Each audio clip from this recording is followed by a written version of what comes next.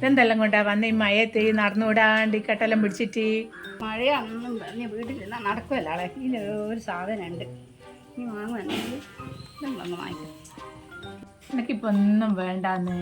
ഇവിടെ മഴയല്ലേ, നല്ല പണിക്കെല്ലാം ഇപ്പം ഭയങ്കര വിഷമം, പണിയൊന്നും കിട്ടുന്നില്ല ആർക്കും.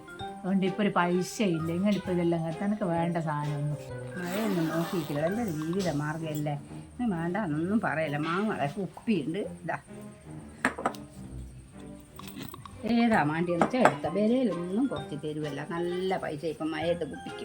നിങ്ങളോട് പറഞ്ഞിട്ടില്ല എനിക്കിപ്പോൾ ഒന്നും വേണ്ടാന്ന്. പിന്നെ എന്തിനാ നിങ്ങൾ ഇതെല്ലാം വെറുതെ എടുത്ത് വെച്ച്? കുപ്പിക്ക് എത്രയാന്ന് ഒന്നിന് വില വരുന്നത്? 250 നല്ല കുപ്പിയാ. പാലും പറന്നോക്കാം, മോരും പറന്നോക്കാം, എല്ലാ സാധനവും വെക്കാം. അതിൻ്റെ പ്ലാസ്റ്റിക് ഒന്നും അല്ലേ ഇത്. കുപ്പി കാണാനെല്ലാം ഭംഗിയുണ്ട്, നല്ല പൂവുണ്ട്, നല്ലുണ്ട്. പക്ഷെ കുപ്പിക്ക് തീരെ കട്ടിയില്ല. നമ്മൾ പണ്ടത്തെ കുപ്പീൻ്റെ കട്ടിയൊന്നുമില്ല. ഇത് ഒന്ന് തൊട്ടാലങ്ങ് പൊട്ടിപ്പോൾ. അതുകൊണ്ട് 250 ഒന്നും തരുവാനാവില്ല. നിങ്ങളൊരു 100 റുപ്യ അല്ല 125 റുപ്യ ഏറി വന്നാൽ തരും, അത്രക്കേ തരും നിങ്ങൾക്ക്.